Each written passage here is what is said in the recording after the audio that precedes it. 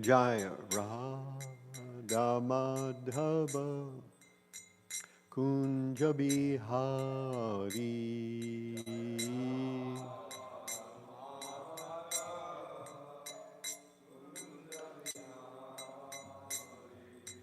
Gopi Janaballabha Giribardari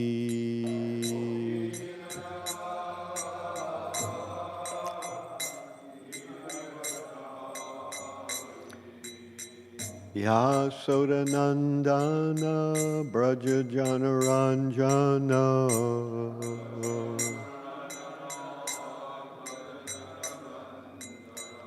Yamunatira Banachari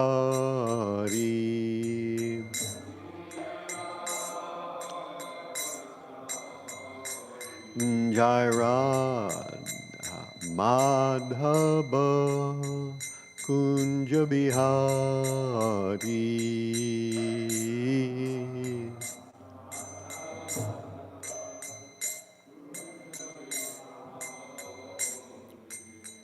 Hare Krishna Hare Krishna Krishna Krishna Hare Hare Hare Rama Hare Rama Rama Rama Hare Hare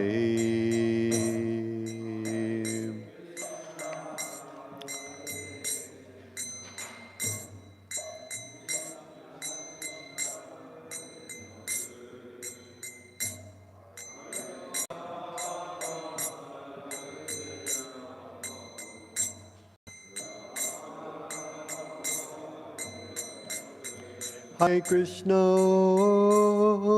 Hare Krishna, Krishna Krishna, Hare Hare, Hare Rama, Hare Rama, Rama Rama, Hare Hare.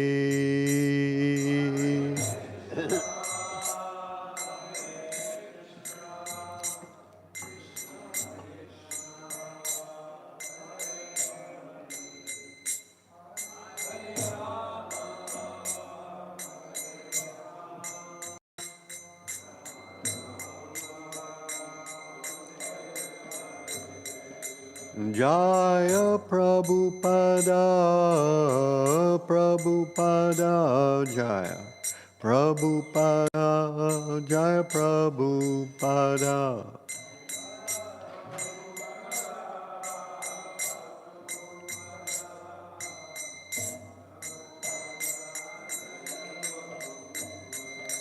Prabhupada, Prabhupada, Prabhupada, Jaya Prabhupada.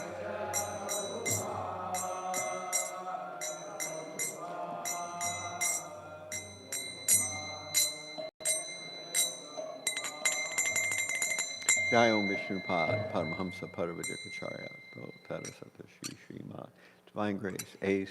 Bhaktivedanta Swami Prabhupada Ki, Ananta Koti Vaishnava Vrinda Ki, Grantrad Srimad Bhāgavatam Ki, Samveda Bhakta Vrinda Ki, Gaur Premanandi.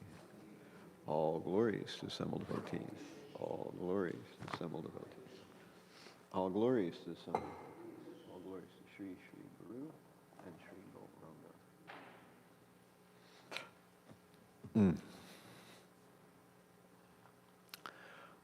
Om Namo Bhagavate Vasudevaya.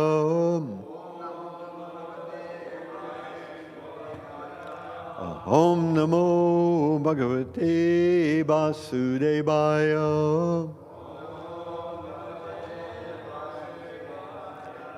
Om Namo Bhagavate Vasudevaya.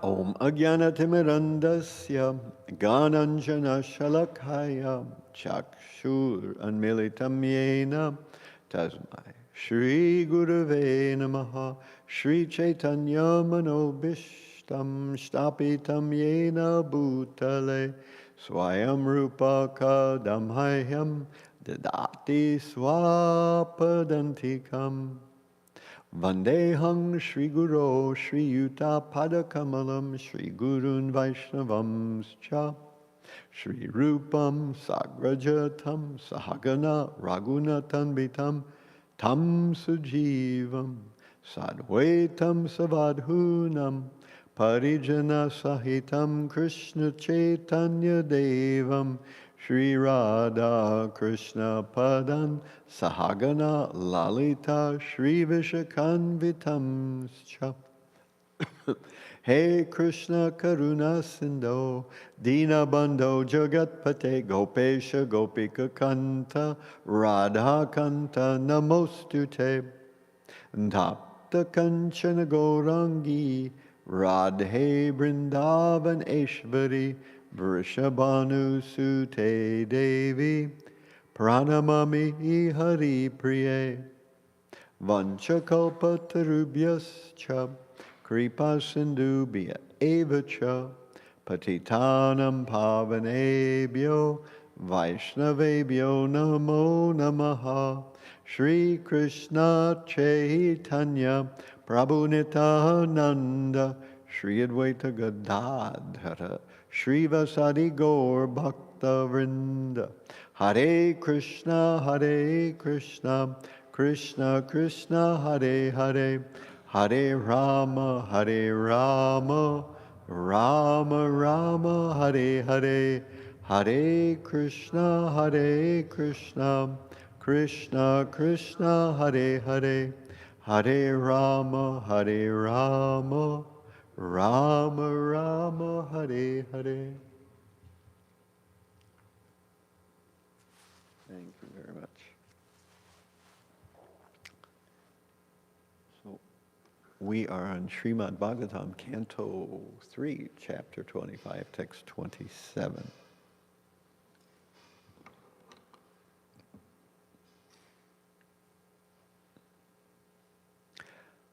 Asevayayam prakritir gunanam. Asevayayam prakritir gunanam.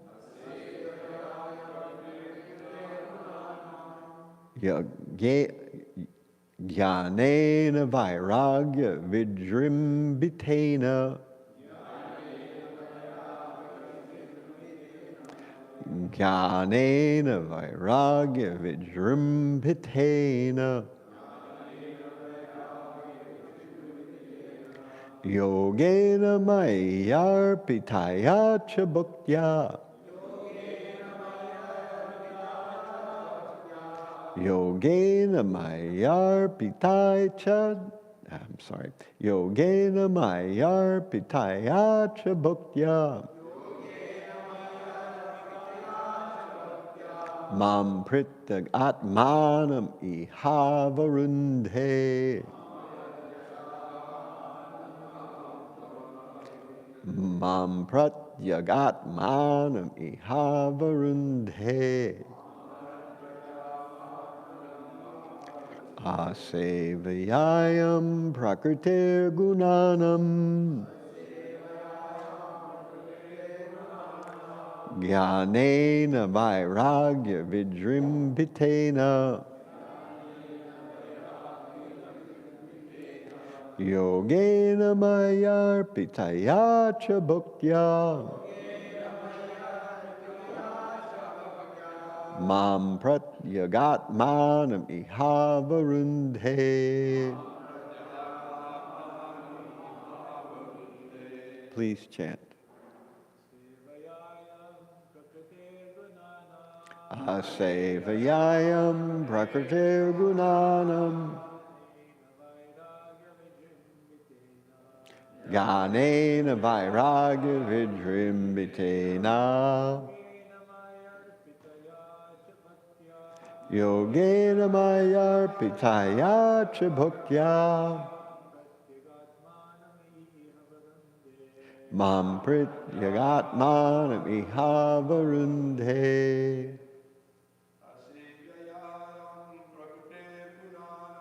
Asevayayam prakritir gunanam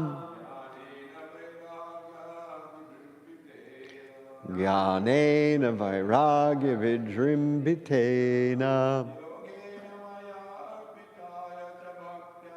Yogena maya pitaya cha bhukya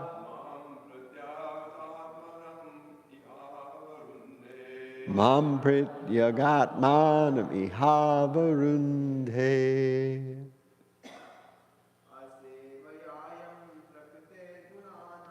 Asevayayam prakritir gunanam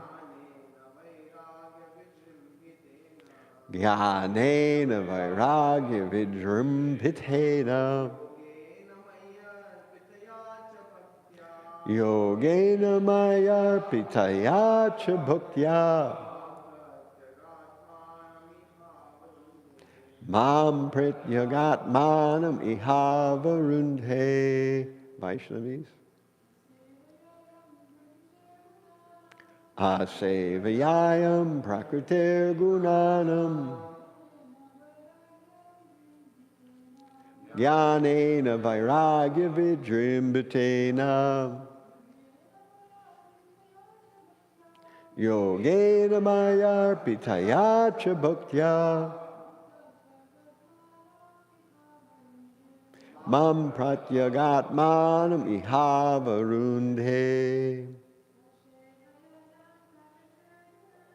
Asevayayam prakritir gunanam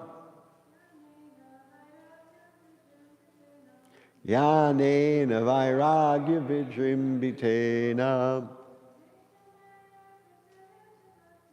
Yogena maya pitaya cha bhaktya Mam pratyagatmanam ihavarundhe. Asevayam, by not engaging in the service. Ayam, this person. Prakrite gunanam, of the modes of material nature. Jnanena, by knowledge. Vairagya, with renunciation. Vidrimbitena, developed. Yogena, by practicing yoga. Mayi, unto me. Arpitaya, fixed. Cha, and. Bhuktya, with devotion. Mam, unto me. Pratyak atmanam, the absolute truth. Iha, in this very life. Avarundhe, one attains. So this is the translation of the verse. Thus, by not engaging in the service of the modes of nature, but by developing Krishna consciousness, knowledge and renunciation, and by practicing yoga, in which the mind is always fixed in devotional service unto the Supreme Personality of Godhead, one achieves my association in this very life. For I am the Supreme Personality, the Absolute Truth. So we will recite this responsively. Thus, by not engaging in the service of the modes of material nature, but by developing Krishna consciousness, knowledge in renunciation, and by practicing yoga, in which the mind is always fixed in devotional service unto the Supreme Personality of Godhead, one achieves my association in this very life. For I am the Supreme Personality, the Absolute Truth. When one engages in devotional service to the Lord in the 9 different kinds of bhakti yoga as enunciated in authoritative scriptures, such as hearing, shravanam, chanting, kirtanam, remembering, offering, worshiping, praying, and offering personal service, either in one of them or 2 or 3 or all of them, he naturally has no opportunity to engage in the service of the 3 modes of material nature.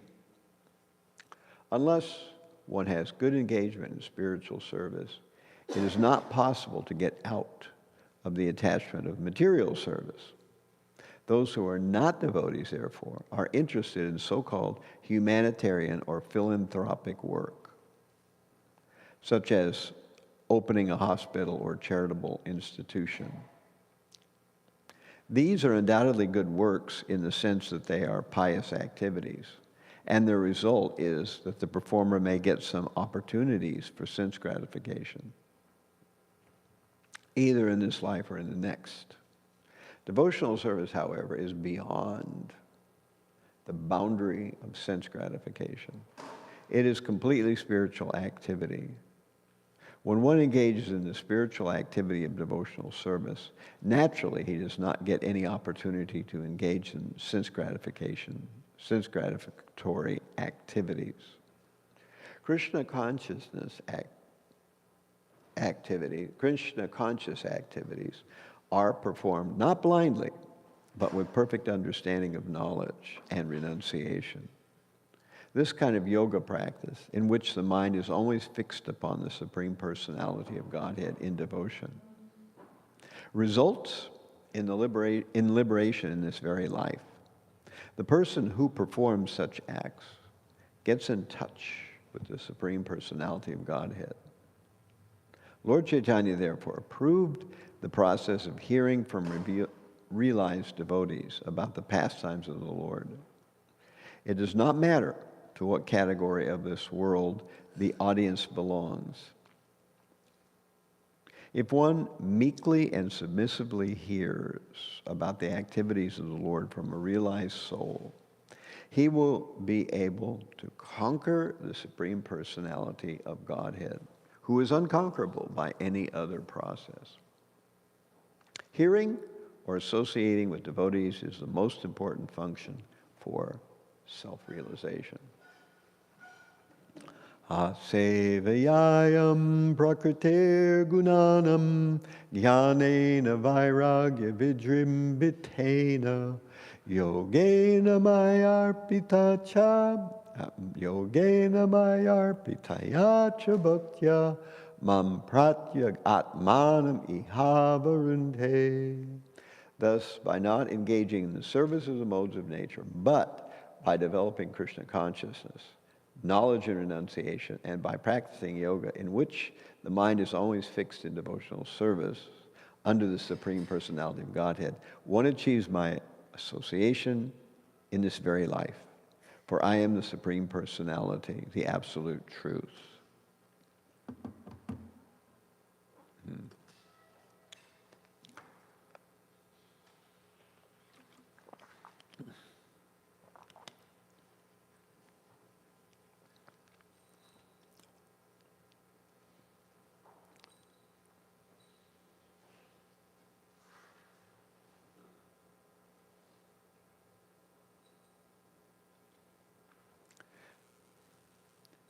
We've been talking about the importance of association with advanced devotees.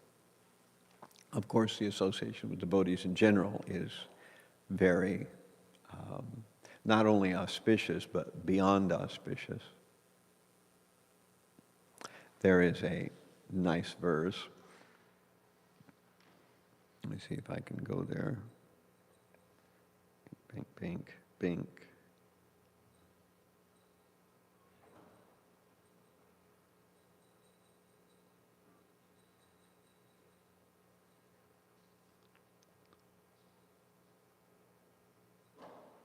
Which I want to open.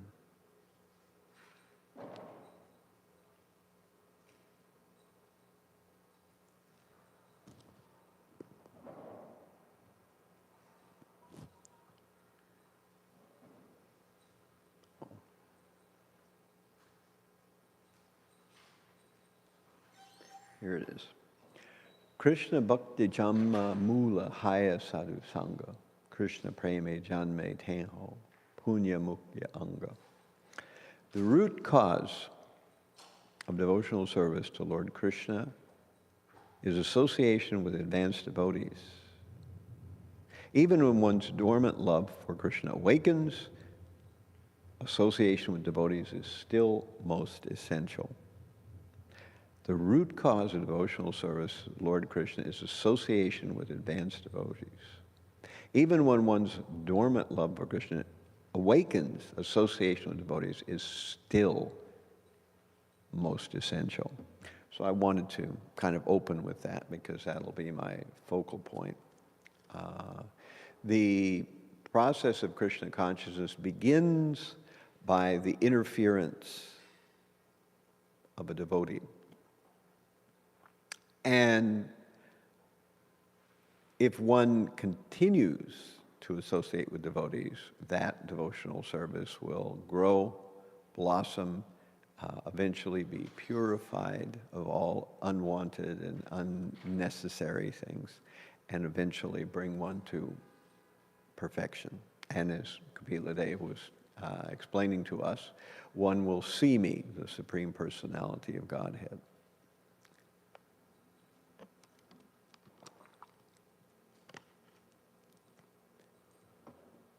So we are all spirit souls trapped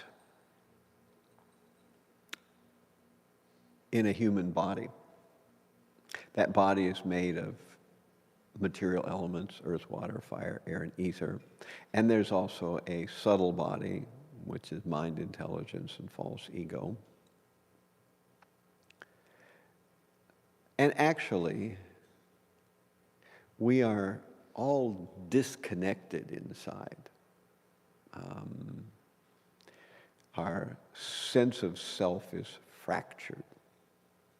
Actually, about, how long ago was it now? About 15 years ago, I wrote a rock song called Fractured Self. And so we hear things, but we don't pick up the emotion that's related to them. Or we have emotions that come from who knows where. And we recognize something, but we can't remember where it comes from. So there's these many, many layers of who we are, outside and inside. And some of them are just not connected. And some of them are connected backwards or obscured.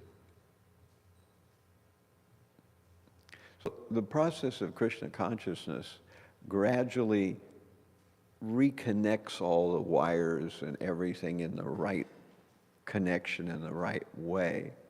And we begin to be a full, real entity, which is what it means to become a devotee. How can somebody perform some really ugly, heinous activity on another individual unless they're disconnected from any kind of sense of how that other individual must feel? So how is it that we can chant the holy name, but the mind just goes somewhere else? We're disconnected. How is it that we can hear the words of Bhāgavatam, we can hear them many times, and yet, although in one sense we know what those words mean, still we are not fully connected. But as I've discovered as I go on in devotional service, you have those days where what was disconnected for so long suddenly connects. You get the actual realization of what you've read or talked or heard in class, or what somebody has mentioned in some Vyasa Puja or whatever it is. You've heard it many, many, many times. And there's a sense that you intellectually understand it, but it's not connecting in a deep way in your life. It doesn't ring home. But one day, it does ring home. One day, suddenly you reconnect.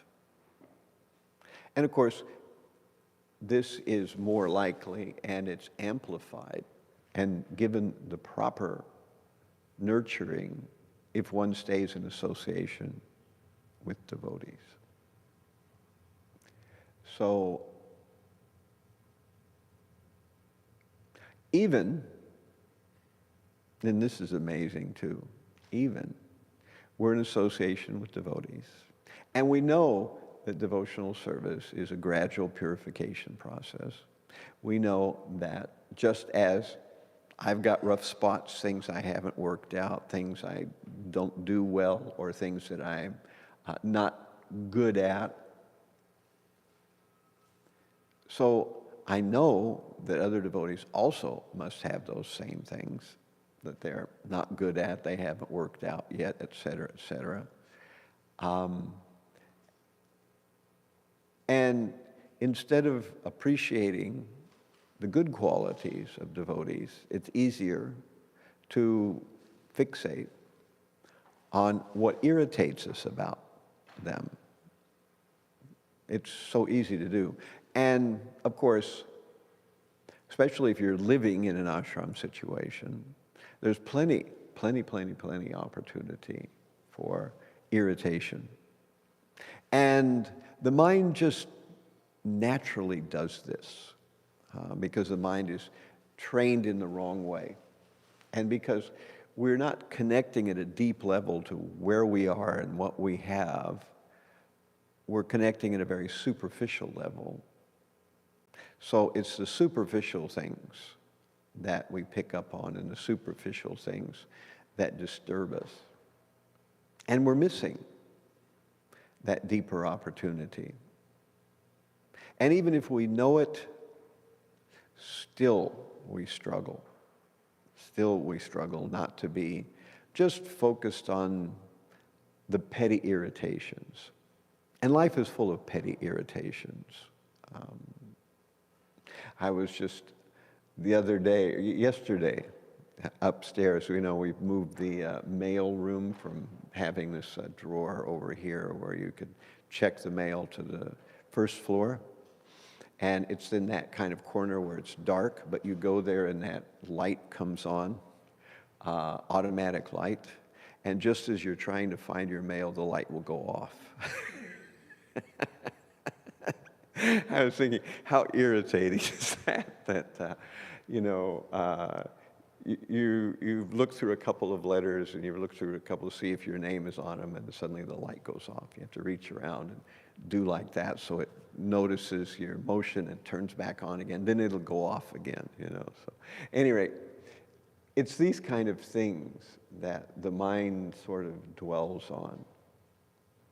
But somehow we have to keep reminding ourselves, and one day we will actually appreciate devotees and get a sense of who it is we're really associating with. I certainly I'm convinced I'm not connected, on this level, to realize the immense resource or the immense grand fortune that we have to be in the association of people who are engaged in devotional activity. And we're talking with them, seeing them, we eat with them, we get up with them, we see them in the hallway, we're in a program with them, we're in a class with them, et cetera, et cetera. We're getting all this. And we have to struggle to appreciate what we have. So the root cause of devotional service to Lord Krishna is association with advanced devotees. And even when one's dormant love awakens, association with devotees is still most essential. So I was just thinking about this. The living entity came to the material world, Krishna Bahumukha Hanya Bhoga Vanchakara Nikatasta Mayatari Japati Adhari, that the living entity turned his face away from Krishna. We got a express ticket on the subway train from Vaikuntha to Brooklyn, or wherever it was, India somewhere, or who knows where. And we woke up in a material body. And once we came to the material world, we thought, ever since I was a baby, I saw that people are researching what material types of pleasure are most essential or most attractive to them, and they're working at those. Great. I'm going to do the same thing. And so we do that. Day in and day out, day in, day out. We discover what kinds of material connection of what sense with its sense object is the most pleasing. We make up tables and categories, and we make grand schemes of how we will enjoy in a much more developed, a much more scientific way. And then we go about trying to make those work. And so we're not interested in Krishna at all. And gradually, almost everybody in the material world, because of Kali Yuga and the fact that there's no Varnashram Dharma or anything of the sort, becomes more and more and more and more degraded, because we don't even know that we are swimming in contaminated waters, and we're drinking in poisons, and we are doing everything wrong, and we are only inviting doom, and we're going down, down, down, down, down that hole. But one day, all of us that are here, one day, somewhere in that spiral downward, somebody broke across our path and started our connection with devotional service. So this is why we mean that devotional service is the root cause. So someone came across our path, and it wasn't something we wanted. So you've got three individuals here. You've got the person, the wayward, wandering soul, wandering Brahmanda Brahmite Konya Bhagavan Ajeev. So he's wandering throughout the whole Brahmanda, or the material universe, doing all kinds of nonsense, and eventually going down, down, down. Has no intention to go understand anything about God, no idea, no inclination in that way. And somebody comes across the path and changes that, usually at a single moment in time. So there are so many living entities going wrong, but a devotee crosses the path, and the devotee thinks, this person should become a devotee. So, Krishna, please help this person become a devotee. So, Krishna has pledged, I'm not going to interfere with people's desire. I'm the Supreme Lord. I could interfere with everybody's desire if I wanted to, but that would make no option for free will or for love. So I'm not going to interfere. So Krishna watches the living entity gradually going down in the spiral of material decadence. But the devotee who is on Sankirtan, he comes across that individual and says, hey, take this book, look at this picture, check this out. Here's a sweet ball, all those things. And suddenly, out of nowhere, something that the wayward soul did not want, something that the wayward soul had no karma for, certainly not eligible for devotional service, or did nothing to merit it. But suddenly, at that moment, the whole change takes place because Krishna, he gives that individual, he says, all right, if my devotee wants this individual to become a devotee, I'll help him become a devotee. I'll give him some mercy. And suddenly the universe cracks open. A person thinks, wait, I've been wasting my life. That's right, these devotees, they have something here. I should look into this. And suddenly, boom, an entire lifetime has been changed from merrily we roll along, going to hell, in a wicker basket, as they say. So we're going to hell, very, very nicely. And somebody interferes. So this is how the first part of this verse plays out, that the root cause of devotional service is devotees. And even after one's devotional attitude has been awakened, still association with devotees is most essential. So that's why Prabhupada started ISKCON. And every acharya starts some organization so devotees can come together. And if they can tolerate their individual idiosyncrasies and work together, then they will benefit themselves, they'll benefit the whole world. And the fact that they're in association with one another,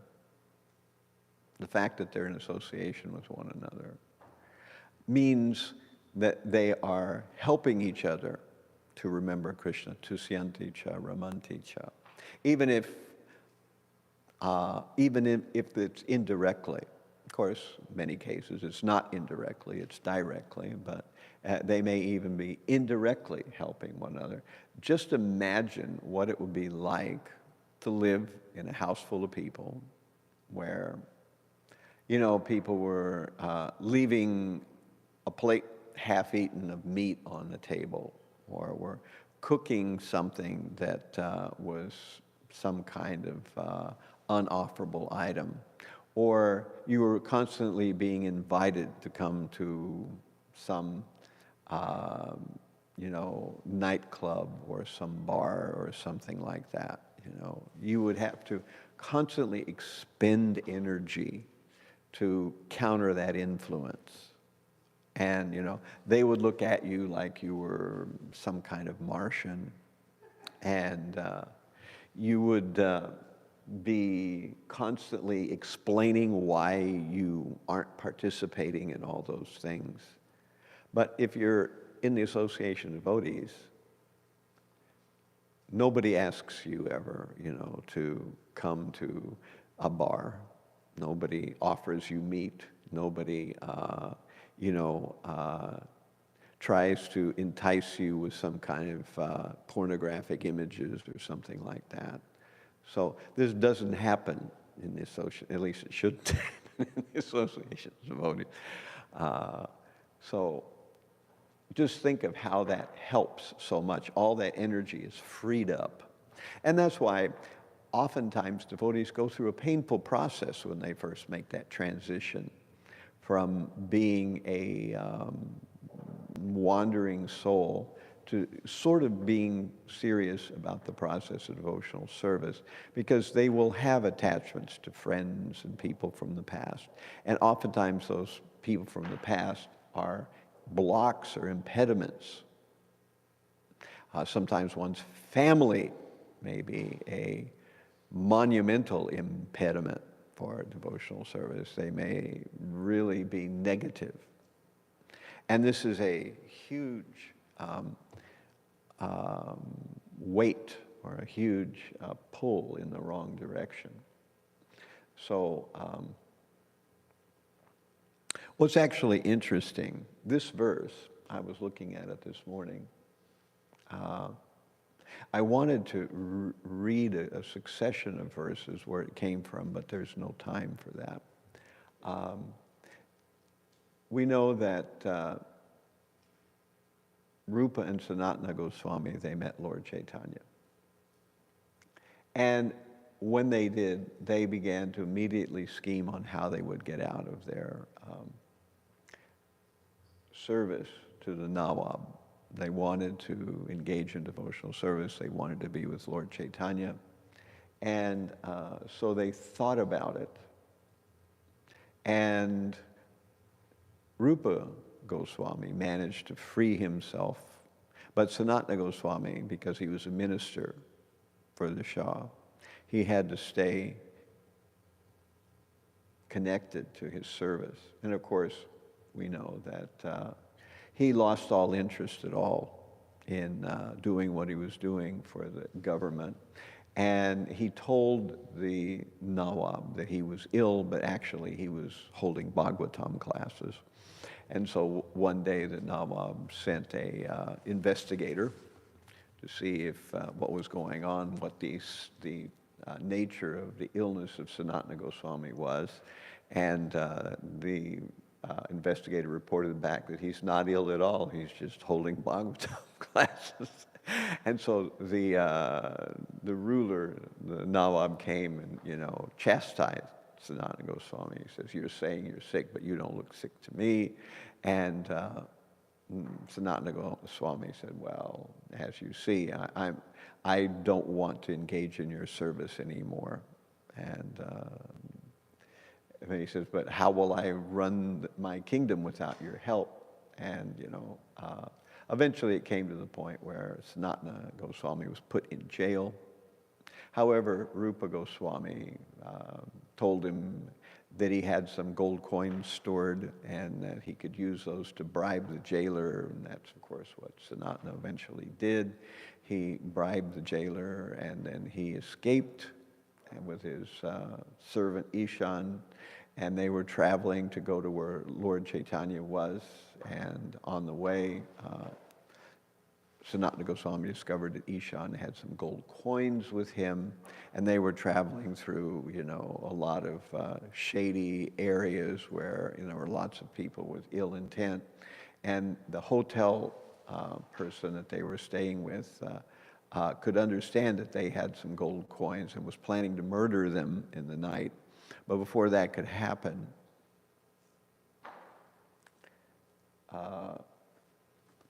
Sanatana Goswami questioned Ishan, saying, "Do you still have some gold coins?" And Ishan admitted that he did. And he said, he took those gold coins and gave them immediately to the person who was the innkeeper, who had been planning to murder them that night. But he gave them the gold coins. And he said, these, we're in a bad area, and these gold coins are going to wind up getting us killed. So you just keep these, So he gave them away, and he dismissed Ishan at that point. And then he carried on alone. Eventually, he came to meet Lord Chaitanya. And when he met Lord Chaitanya cleaned him up. And then eventually, Lord Chaitanya spoke to him. So he first had spoken for 10 days to Rupa Goswami. Then later on, he spoke to Sanatana Goswami.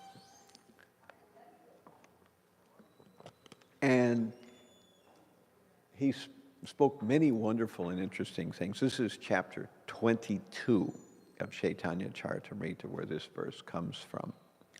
And I wish there was time, but there it explains so many interesting things about association with devotees, how important it is. The very issue that Kapila Dev is explaining here in this third canto, 25th chapter, is there in the 22nd chapter of Madhya Lila.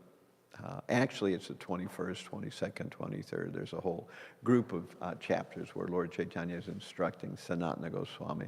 But in this 22nd chapter is where he talks about how a person is bewildered by the witch of Maya and then needs to give that up.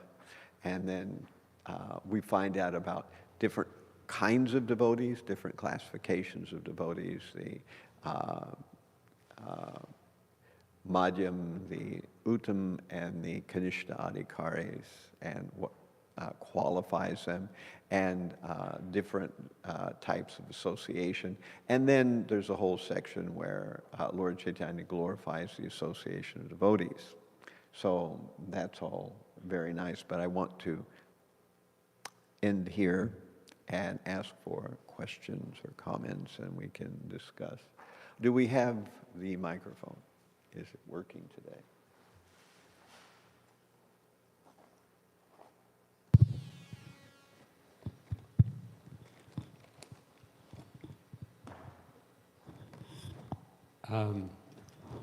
I've often had debates about this question of how a jiva first gets contact with a devotee. One side is that he must, or she, or he, I don't know, the jiva, must have done some pious activities. There must be some cause. Everything must have a cause. In other words, that it can't be by chance, because there's no chance. Another side is that it's just chance. It's the free will of the devotee, and that just happens, just literally by chance, to make contact with a particular individual. And there's a third position that kind of doesn't, that the jiva has reached a stage of frustration in his or her desire to enjoy this material world, where the jiva begins to actually question. So there's the desire to know, or the desire for something beyond the material world has arisen in the consciousness of the jiva, and that's been taken note of by Krishna as super soul, and thus as super soul in the heart of a particular devotee, the connection is made. So three positions. One is somehow or other that jiva has done something, has engaged in some pious activity, done good work. Second, that it's just random. And third is that the stimulus comes from the jiva initially, not for devotional service, but for questioning. So, what is your opinion? I would say D, all of the above.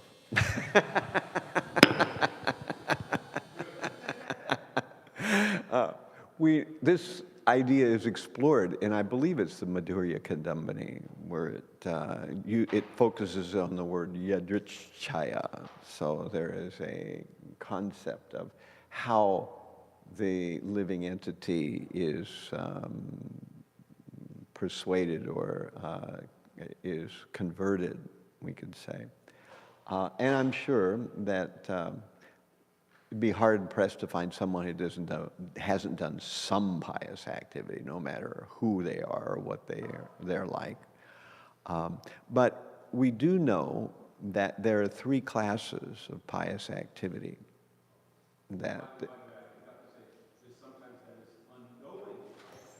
Well, that's unknowing, but there's what they call karma mukha sukriti. There's also jnana mukha sukriti and bhakti mukha sukriti. So what that means is karma-mukhi sukriti means that karma-facing, pious activity. We're doing pious activity, but we expect or we have this hope in our heart that we will be reciprocated with by the material energy in a good way. Then Jnananmukhi Sukriti, we do pious things with the hope that this will give us future knowledge. But the most important, of course, is Bhakti Unmukhi Sukriti. So what it mentions in the Madhurya Kadambini is that bhakti is completely independent and is never at all dependent on karma or jnana under any circumstances. So how can someone get bhakti? They can only get bhakti through bhakti. So where does that bhakti come from? Essentially, it comes from somebody outside. However, every living entity at some point or another is frustrated with material energy, but most have no clue what to do about it, so I'm sure that's there too.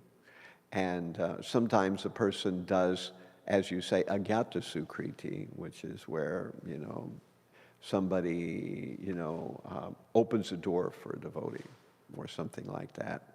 Or, mom and dad and all the kids are visiting from Nebraska, and they happen to be in Fifth Avenue in New York City in June on the second Saturday, and the Rath Yatra comes by, and they go, "Oh, Harold, look at that! Let's get my camera," and they snap a picture of Jagannath, and they think that's interesting looking. I'm going to put that in my scrapbook, So that's a Gyata Sukriti, something that they didn't have any concept of what was going on, but they appreciated the festival, they appreciated Jagannath, and they liked Jagannath, I've actually seen that there's a whole, the karmis have a name for that sticker that says, "I like your smile," with Jagannath's face on it, and they call it the Black Sun. They don't know who Jagannath is, but it's referred to on the internet as the Black Sun, so that's their concept of it, They don't know this is Krishna or Jagannath or anything like that. But this kind of appreciation without any substance to it is, I think, also a factor. But I think the most important factor, which is why I brought it up, is that devotees need to remember that Krishna's not going to meddle with people's lives. He knows where they're going. He knows what they're up to. But he's given them free will. He's not going to mess with that. However, the person themselves, they're not really serious about devotional service to any legitimate extent. So it's the devotee that makes it happen, because the devotee's desire for that person to be delivered, Krishna pays attention to that and therefore delivers. So I think all those things are there, that we have, there's some kind of little bit of piety of some sort or another. Possibly there's a Gyata Sukriti, which is Bhakti Unmukhi Sukriti, because, a person taking a picture of Jagannath in a Rath Yatra, they're not hoping that I'm going to become famous for this, or that I'm going to get some, I'm going to go to heaven because of this, or these kind of things.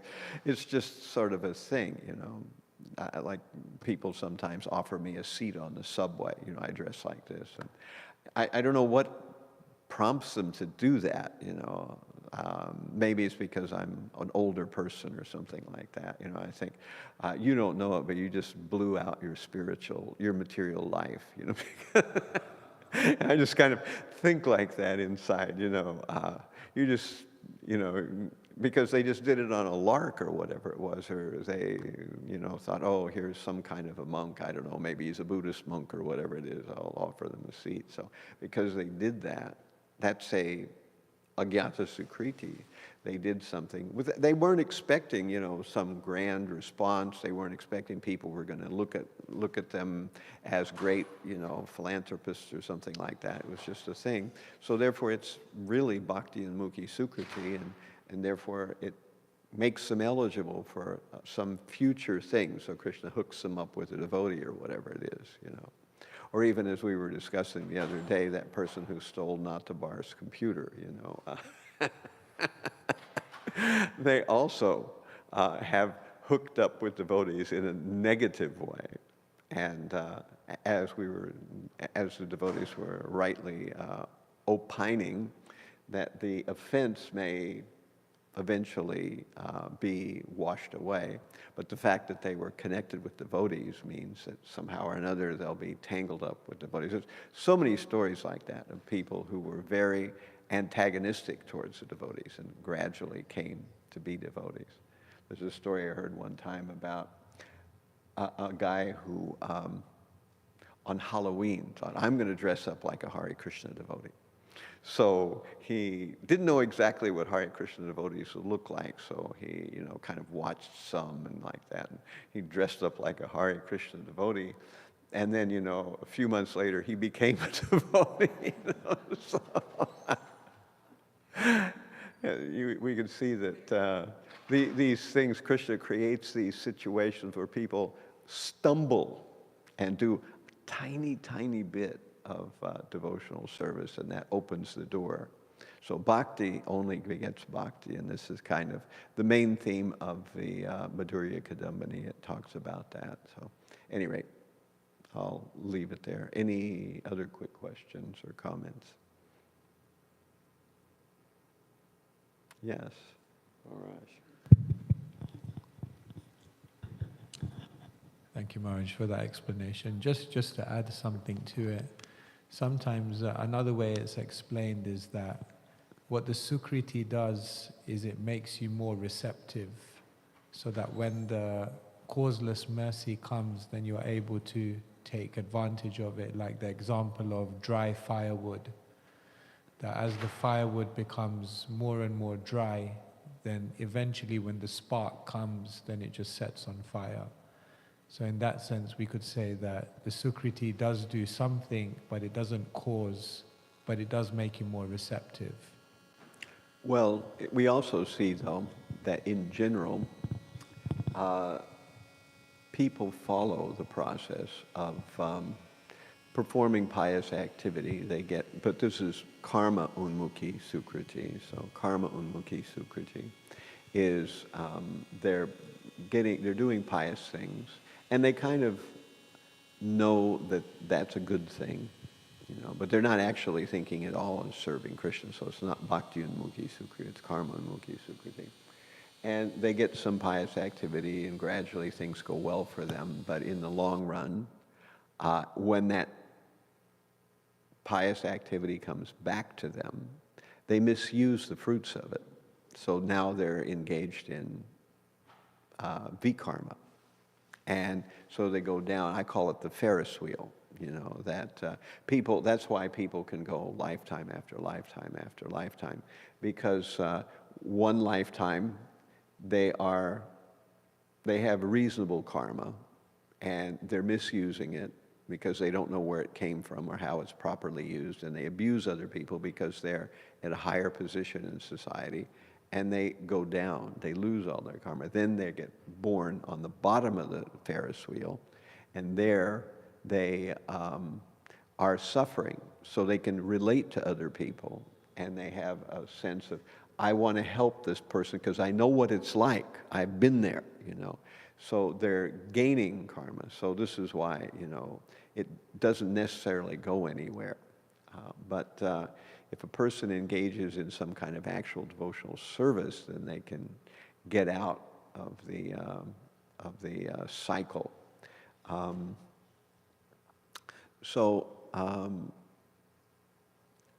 Devotional service is very special. It's the only thing that can get you out of that endless cycle of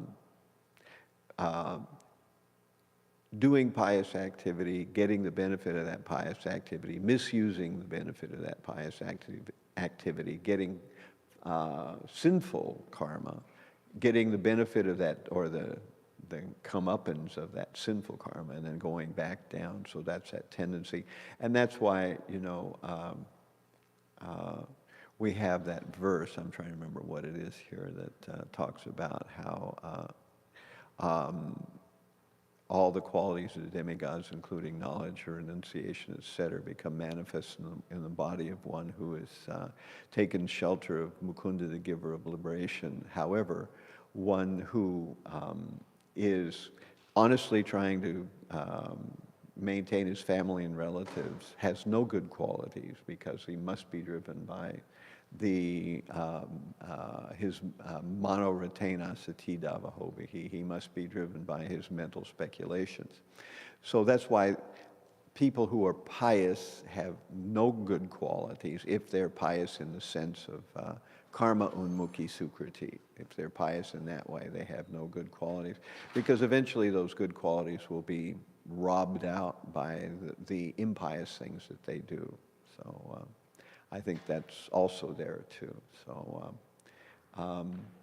one thing I think that you get as a good feature of even regular karma unmukhi pious activity, sukriti. So if we're doing pious activity, the one good thing that you get out of that is that oftentimes people do pious activity in a location where they increase their chances of bumping into a devotee that will say, hey, Baba, give up this pious stuff, get real. Let's get into devotional service, because, a Hindu going to a temple, they put their bananas and, rice and some packs of incense, and they meet a devotee, and then little by little they think, oh, maybe there's more to it than bananas and rice and incense, and so they get off the scale. So I think that's the one benefit of regular pious activities, that it puts you in a location where there's a good chance you'll rub shoulders with someone who will take you to the next step higher. So that's one benefit of regular pious activity. All right. Yeah. So we're over time, and thank you all very much for your extended attention. All glories to Srimad Bhāgavatam, all glories to the Vaishnava devotees of the Lord. Hare Krishna.